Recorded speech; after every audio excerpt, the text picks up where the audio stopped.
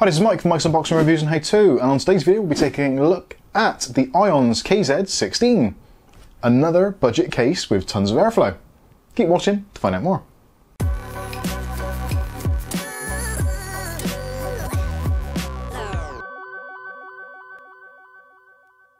Okay, so today we'll be taking a look at the IONZ KZ16. This is another case from the IONZ range, which basically is cheap and cheerful. It gets the job done, and most of their cases actually have tremendous airflow. As you can possibly see from the front of this one already, it is a relatively open design.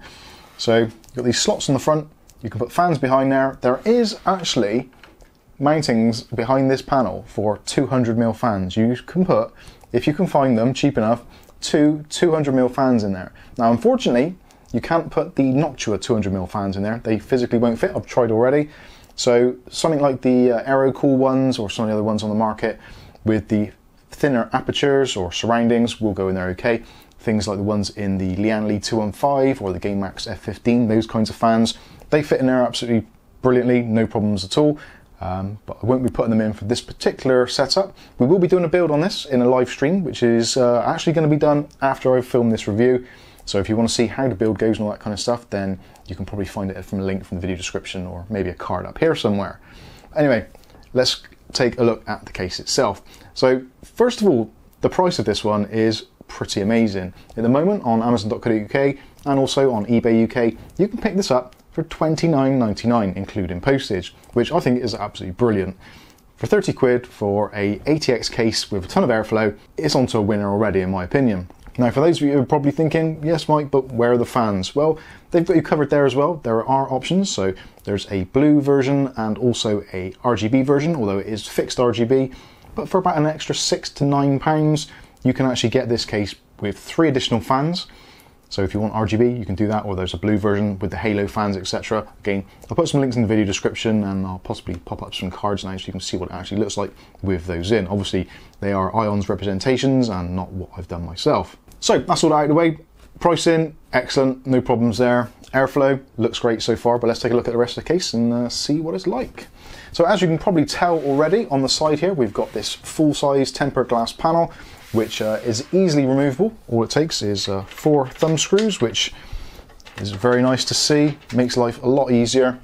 No hinge on this one or swivel, so it is not that easy, so could be easier with just 2 screws and for it to flip out, but essentially it's absolutely fine. There is actually a metal ledge at the bottom which the glass sits on, which I actually quite like, so it means even if you undo all the screws, then it's not going to fall off. Now the panel itself is slightly tinted. There's a very, very slight smoke tint to it. It's not entirely clear, as you can possibly see from that. I thought it may have been just the plastic film on there, but actually even peeling that back a little bit, it still reveals that the glass has a slight smoke tint to it. So that's the glass out of the way. Let's take the front panel off, then we can see a little bit more light in the front. Now the front panel itself comes off, it's relatively straightforward to do. There is a grab handle underneath, which you can just pull on and remove the front panel. So I'll try and do that now without destroying the camera or smashing myself in the head. So that is the case with the front panel off. Yeah, no real problems there. No screws to remove. And as you can see from the inside, hopefully, if the light catches it right, you've got 2 large openings there, which will allow you to put the 200mm fans in if you wanted to. Really, I think for the price of the case and the possible potential setups, I would really probably go for 120s or 140s due to the cutouts of the vents and the airflow. I think if you have 200s, the majority of it is actually going to be blanked out by the plastic, so reducing the overall airflow. And also 200mm fans don't have a lot of static pressure, so you may be slightly limited there, but certainly if you wanted to, there is an option to put those in. So take another look at the front panel. So you've got ventilation on the sides here, both sides. The bottom section is kind of semi-open and the top is closed off.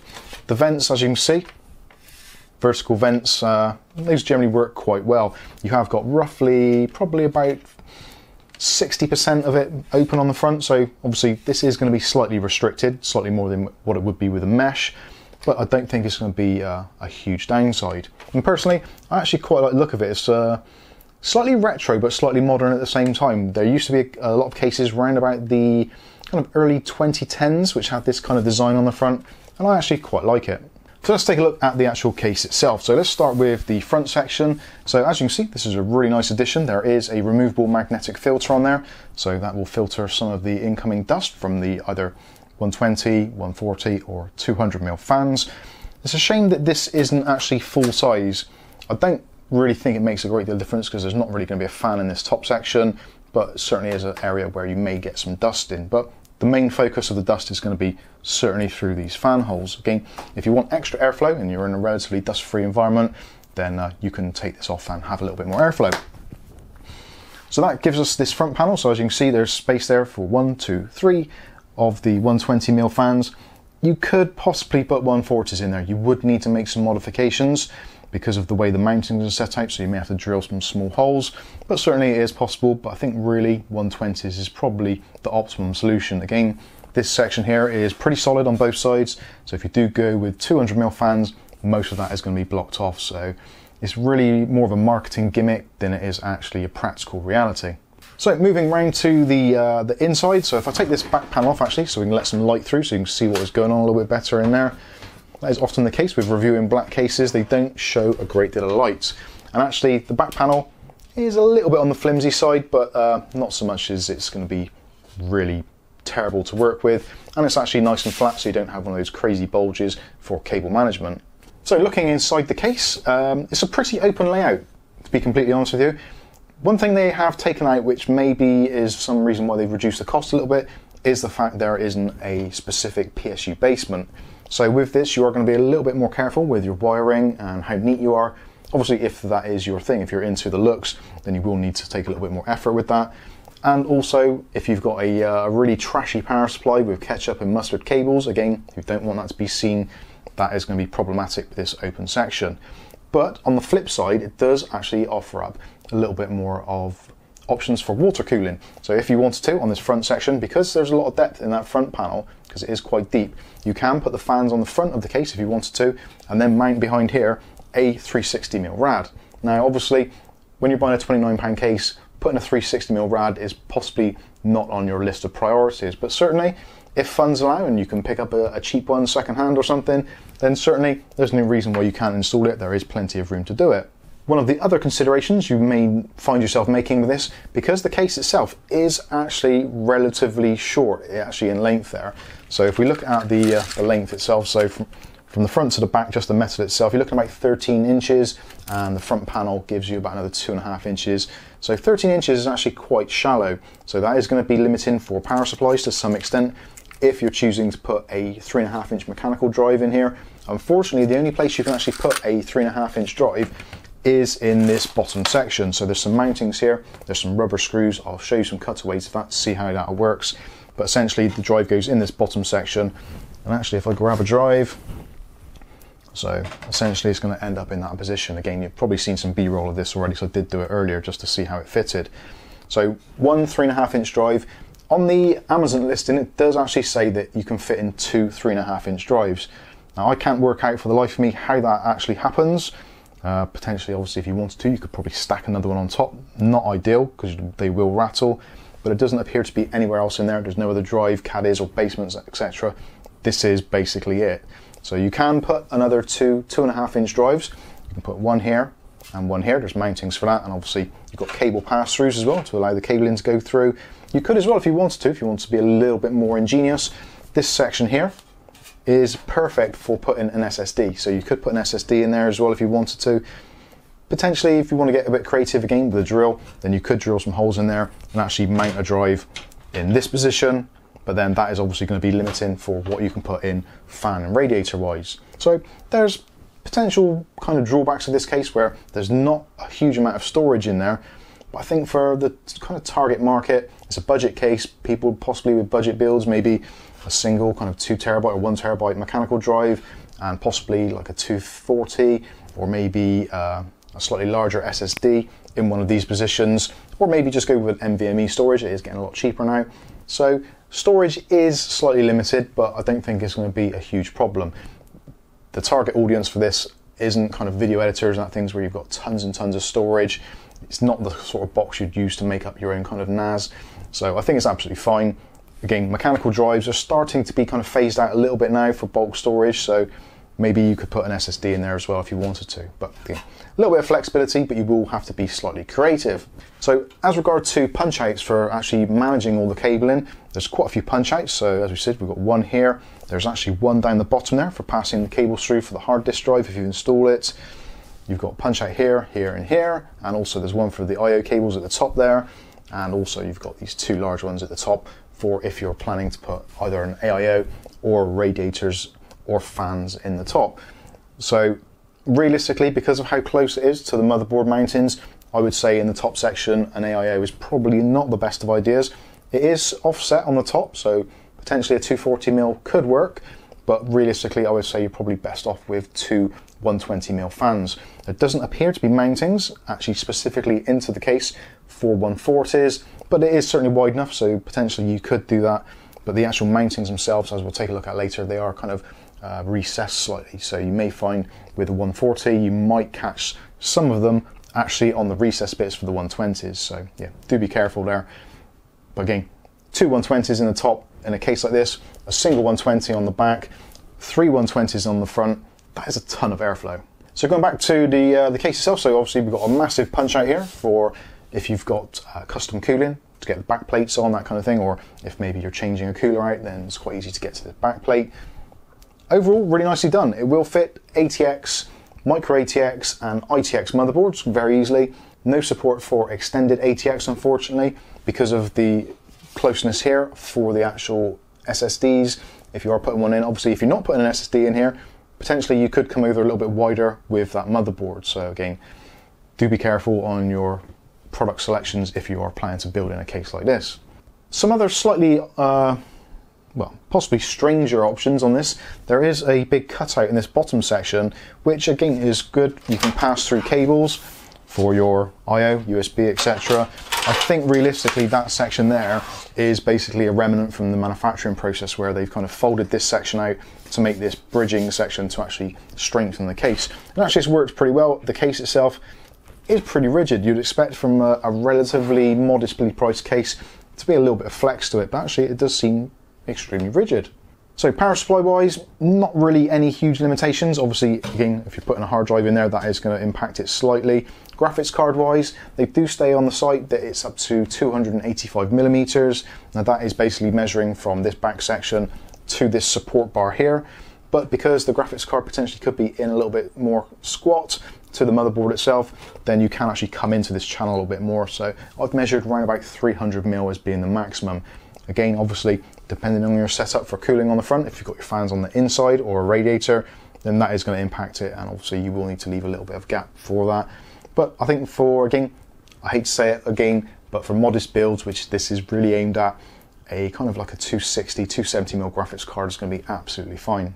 That is if you can actually buy one. So moving around to the back, again, no real surprises or anything here.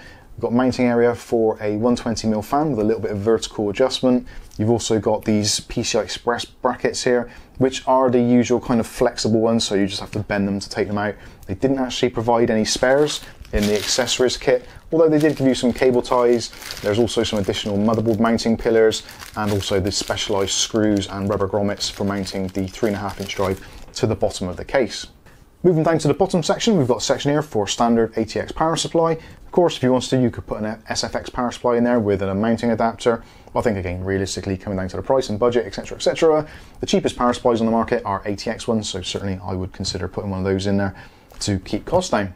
Moving around to the back, so again, because this is such an open chassis, you pretty much know what's here already, but we've got the options here for cable management routings. There are some tie-down points as well, which are nicely punched out.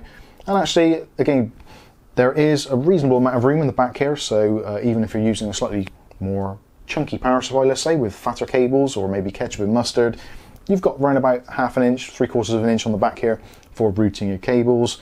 I don't see any real problems, but it's not as big a gap on the back as some other cases.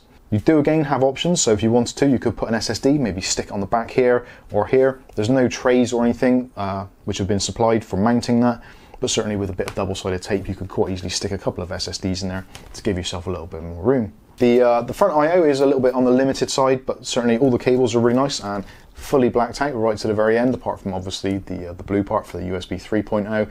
But it's nice to see that they have used these blacked out cables, which potentially in a build like this where it is relatively open, it could look a little bit messy. You do get options on there for the front, for you've got the power button, reset button, power LED and hard drive LED. You've got a USB 3.0 connector, HD audio connector, and also a USB 2.0 connector. So talking of the I/O, let's take a look at the top of the case. So as you can see on the front, we've got a clicky power button, a slightly recessed reset switch, hard drive LED and power LED. Also you've got a split mic and headphone jack, a pair of USB 2.0, a single USB 3.0, and there is a blanking port there, which I think at some point would have been used for possibly another USB 3.0. So again, part of the cost-cutting exercise, they've omitted one of the additional USB 3.0 ports. But I think still 3 ports on the front isn't a deal breaker, certainly. I would probably rather have 2 USB 2.0s and a single 3.0. Mostly you're going to be using your 2.0s for things like headsets, maybe older capture cards, that kind of thing.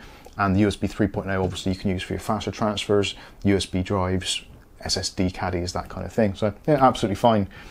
There is a little bit of a telltale sign of some of the cheaper manufacturing here. Around the outside edge of this plastic cutout panel, there is a little bit of light bleed through. Again, that is being ultra picky, but certainly it is something that people do ask me, is there light bleed, that kind of thing. And certainly if you've got a lot of RGB going on in here, you will get some light bleed around this edge. Moving up to the top section, again, we've got another removable magnetic filter, which is what we kind of expect to see these days.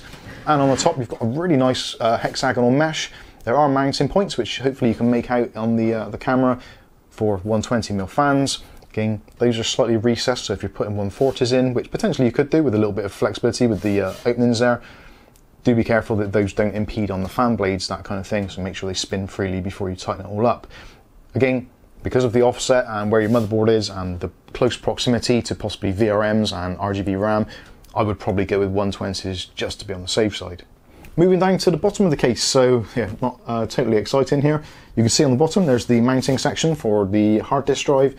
So again, when that's on with the rubber grommets, they just screw into the bottom of the drive, put the drive in there, and it kind of locks into place on these lugs. Again, I'll show you a cutaway of that, because I did do that a little bit earlier.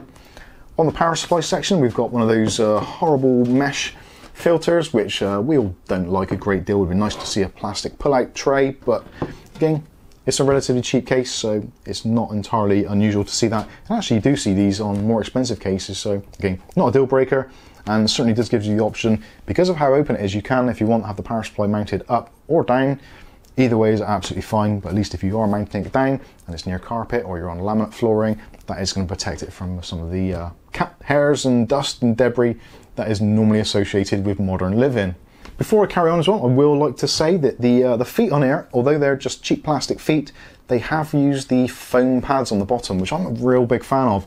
The rubber ones tend to leave marks, especially if you've got like a white desk, like these IKEA type units. They leave those kind of smears if you move anything around, or you can see where the feet have been. But these foam ones, which IONZ seem to be using on a more regular basis, don't leave any marks at all, which I'm really, really pleased with. And they are still going to do a great job of dampening vibrations. So that pretty much covers everything. As far as I'm concerned, this case ticks an absolute ton of boxes. There's a load of nice features in here. Again, it is a relatively cheaper alternative on the market these days. For around about £30, there are other options, the Cougar case that we reviewed a little while back. But other than that, other than IONZ's own range, such as the KZ21, you've also got the, I think it's KZ8, there's a 10, etc, etc. Again, I'll put some links in the video description, but they're all they all have their pros and cons. This one I think is actually going to be a lot easier to build in than possibly the KZ10, purely because the layouts. The KZ10's a little bit more tricky on the back panel with cable management, but certainly did have that nice mesh on the front. So if mesh is a thing and you really enjoy that, then go for that. Obviously, with the filtration on here, the extra magnetic filtration, that does tick another box, whereas a lot of times you get these cheaper cases and they've got really open airflow, but no filtration whatsoever. So actually really pleased to see it. Again, plenty of options for fans on the front if you wanted to. Again, 200mm I think is slightly a case of lunacy. I personally wouldn't do it. I think for the money you'd have to spend for the 200mm fans, it just simply isn't worth it for a case of this kind of market segment. But certainly a cheap set of 120s, or maybe even go for the version that have got the 120s built in straight out of the factory. That is certainly an option, again, for an extra sort of £6 to £9 for an extra 3 fans. I think it's actually a pretty decent deal. So overall, yeah, very pleased with this. We will be doing a build in this pretty much exactly after we've just finished recording this. So if you want to check out that, don't forget to click on the links, etc. But yeah, totally recommended for 30 quid. I don't think you can go too far wrong. So this has been the IONZ KZ16. I've been Mike. This is Mike's Unboxing Reviews and How To, and hopefully we'll catch you in the very next video. Thanks for watching.